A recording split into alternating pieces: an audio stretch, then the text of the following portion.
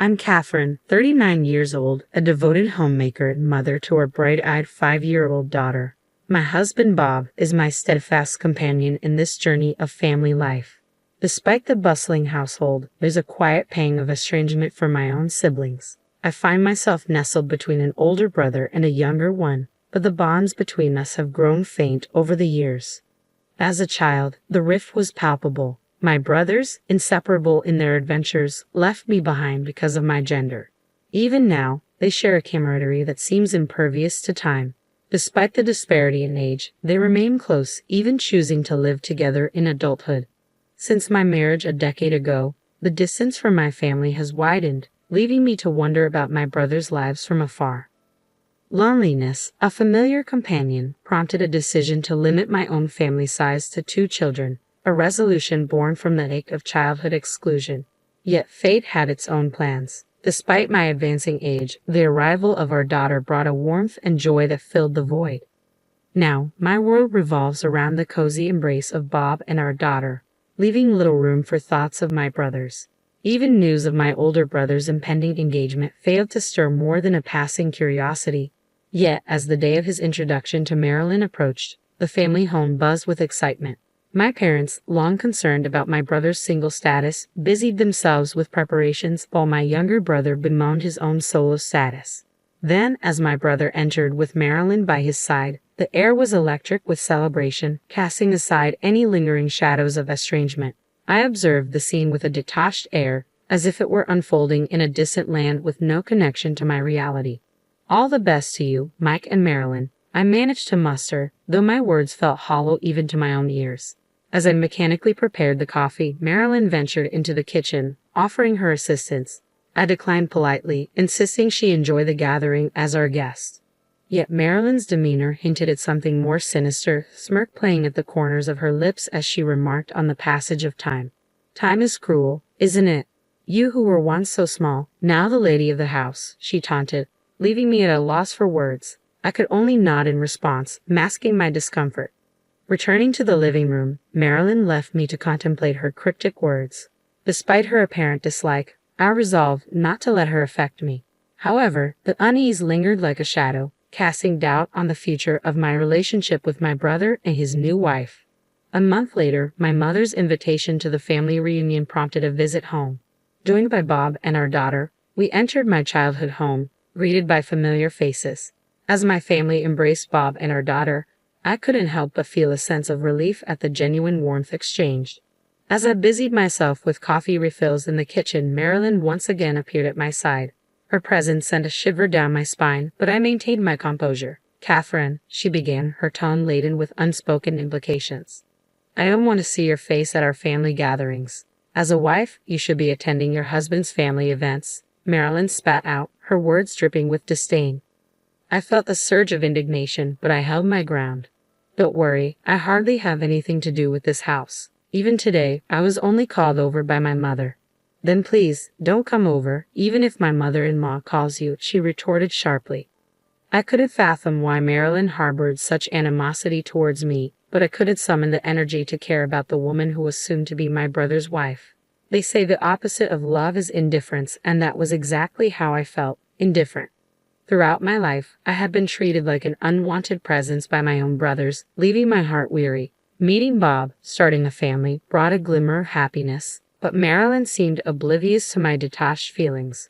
"If you hate me, please, don't talk to me," I countered, meeting Marilyn's glare before she stormed back to the living room. Since my brother's marriage, my mother had been urging me to attend family gatherings more frequently in an attempt to mend fences. But after the incident with Marilyn, I made a conscious decision to stay away. As long as she didn't make my brother unhappy, her treatment of me seemed inconsequential.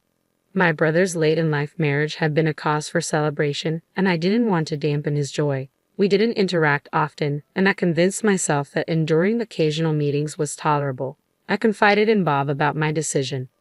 "Do you really want to become family with someone who hurts you?" he questioned, his support unwavering. "It's okay. I wasn't close with my brother, but I still want him to be happy as a sibling. If it ends up with just me bearing it, then it's okay." Bob's words brought a sense of validation, yet I couldn't shake the bitterness.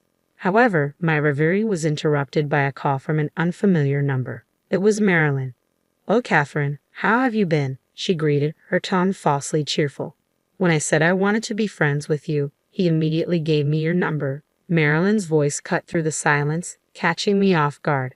I tried to maintain composure, masking the unease bubbling within me.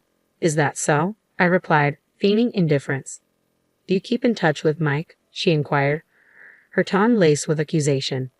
I hesitated, my nerves fraying at her probing questions.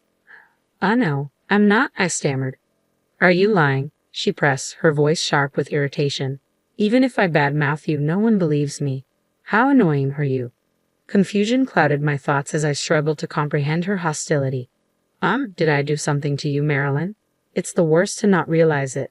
Anyway, you're married, so stay out of this. And don't say I said this. If you do, I'll send some scary people I know to your house," she threatened, her words sending a chill down my spine. I ended the call abruptly, my hands trembling with fear. Unsure of my next move, I debated whether to intervene in my brother's impending marriage or seek guidance from my parents. As I grappled with my options, a comforting hand rested on my shoulder, jolting me from my thoughts. Startled, I turned to find Bob's concerned gaze fixed upon me. "You're as pale as a ghost," he remarked, his worry evident. His words brought a stark realization of the fear coursing through me, chilling me to the bone. I recounted the unsettling conversation to Bob, his anger mounting with each word. "What the hell is that for? Just block the number and let's report this to your parents or brother immediately. There's no way he can be happy marrying that person," Bob insisted, his protective instincts flaring. I hesitated, torn between intervening and maintaining distance. "But maybe she's a good person in front of my brother. I just need to stay out of it, I'm sure," I argued weakly. "Do you think that's the end of it? That woman threatened you, didn't she? She's not a decent person. If your brother knew what she did to you, I'm sure." Bob's words trailed off, leaving me seething with anger. "I understand, but why must I be the one to intervene? I've kept my distance from my brothers for so long. If our small family unit remains intact, isn't that enough? Is it not acceptable?" The calm facade I typically maintained shattered as memories of childhood exclusion flooded my mind. The pain of being sidelined by my brothers, as if I were invisible, ignited a long-buried anger. Yet I knew Bob wasn't the target for my frustration. Suddenly realizing this, I turned to him and offered an apology. "I'm sorry. You've done nothing wrong." In response, Bob enveloped me in a tight embrace. "You've been holding back a lot, haven't you? I'm on your side, Catherine. You can vent your feelings to me, but I believe you should talk with your brothers." His words brought a sense of relief, and I resolved to address the lingering issues with my siblings. Despite feeling slightly more at ease, I knew I needed to confront the past. I decided to reach out to my brothers and arrange a private conversation among the three of us. However, the planned call never materialized. Instead, I received a distressing phone call from my mother. My brothers, while on a trip to Maryland, had been involved in a serious accident on their way back. I rushed to the hospital in a state of panic. Marilyn had sustained minor injuries, but my brothers were in critical condition. Upon my arrival, the surgery had concluded, and by some stroke of luck, my brother had managed to pull through. They were promptly transferred to the ICU, granting me only a brief visitation window. Given the strained situation with Marilyn, I kept my distance, mindful of the tension lingering in the air. My mother, however, expressed concern for Marilyn's well-being, suggesting it must be difficult for me to return home alone. "Marilyn, you don't need to worry about anything at home. Why don't you stay with us for a while?"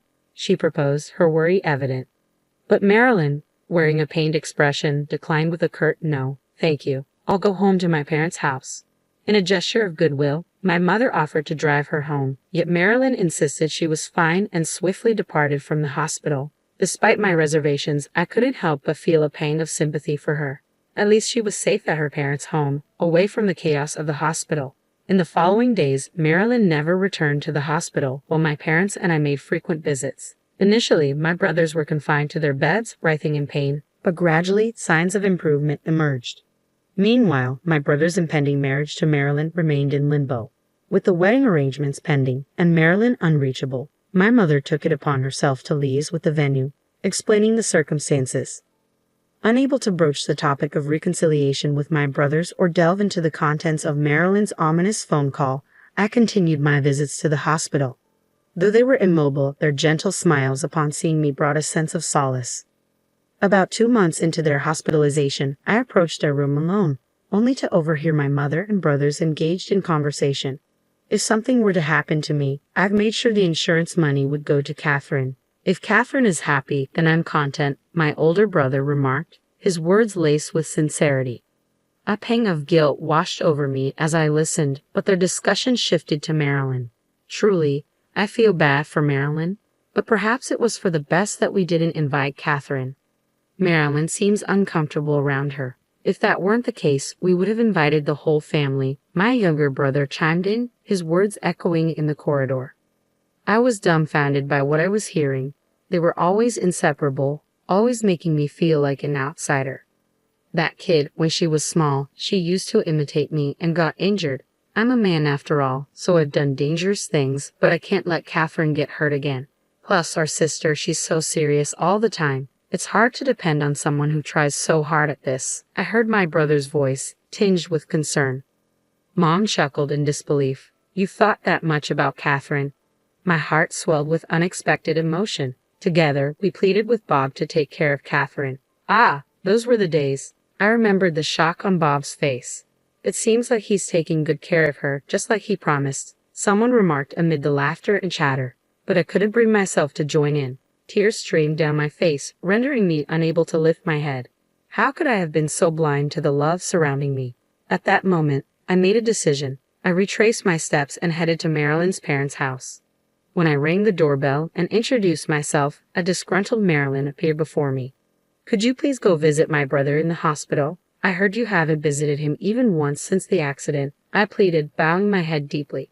But Marilyn flatly refused me. You think I'm going to marry a man in that state? I told you a lot of things, but it doesn't matter anymore. I plan to discuss breaking off our engagement once everything has settled down. I'm glad we didn't get married. My heart sank at her words. Marilyn, didn't you get engaged to my brother because you love him?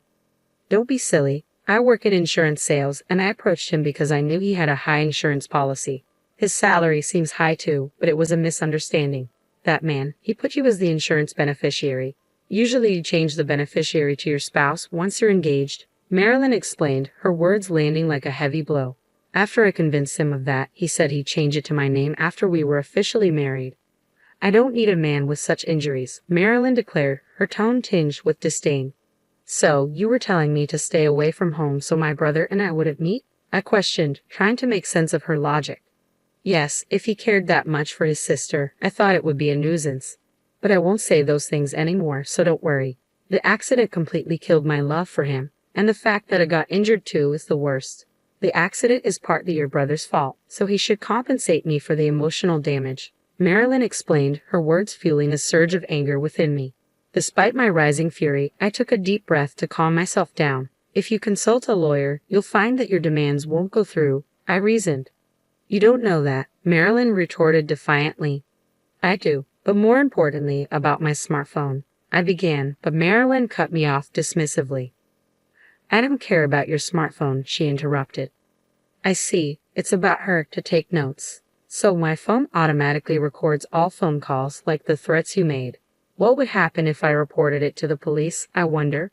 I challenged, a hint of satisfaction in my voice. At my words, Marilyn's demeanor shifted from defiance to anger. Yo, what the hell are you thinking? Recording is wiretapping. What kind of crime is that? You're recording people's conversations without permission. But it must be some crime, she exclaimed, her voice rising in agitation. Just then, Marilyn's mother arrived at the front door and joined the confrontation. How dare you record her conversation without permission? Hand over your phone now, she demanded, her tone fierce. As Marilyn glared at me with disgust, I maintained a calm smile. I'm glad, too, that you wish to break off the engagement. I wouldn't want a person with such a bad character around my brother, I replied evenly. I uttered those words and departed Marilyn's family home, feeling as though I were fleeing from the situation. Immediately after, I made my way to the hospital room where my elder brother and younger brother were recuperating. Both of you, what I'm about to tell you might shock you, but I want you to know, so I won't hide it anymore, I prefaced, bracing myself for their reactions. I played the recording of the phone call I received from Marilyn, allowing them to hear her true intentions. Both my elder and younger brothers were taken aback, their eyes widening in disbelief. Furthermore, I revealed that I had discreetly recorded our earlier conversation when I met them, ensuring they heard Marilyn's manipulative words firsthand. My elder brother's fury was palpable, and despite his healing leg, he attempted to rise from his bed in agitation. I barely managed to restrain him. "Stop it. I didn't let you hear this because I wanted you to get angry. I just want you to give up on marrying Marilyn," I implored. Then my younger brother spoke up. "I can't forgive her either. But sis, why did you go to such lengths for us?" I confessed that I had overheard their conversation with our mother earlier, apologizing for eavesdropping. To my surprise, they shook their heads in unison, expressing remorse for their distant behavior in the past.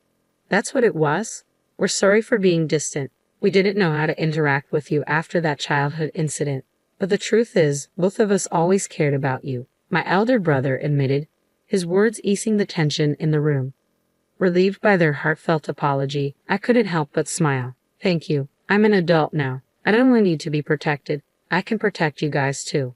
In the following days, my brothers made a full recovery and were discharged from the hospital.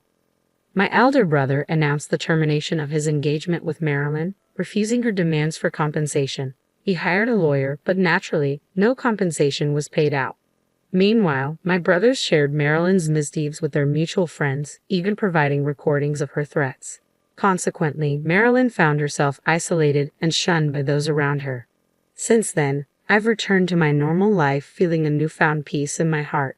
My bond with my brothers has strengthened, and we often spend time together, making up for lost time. 2 years later, both my brothers found their future spouses, and our relationships with their families remain amicable. As I reflect on the journey we've taken, I'm filled with hope for our continued good relationship as in-laws.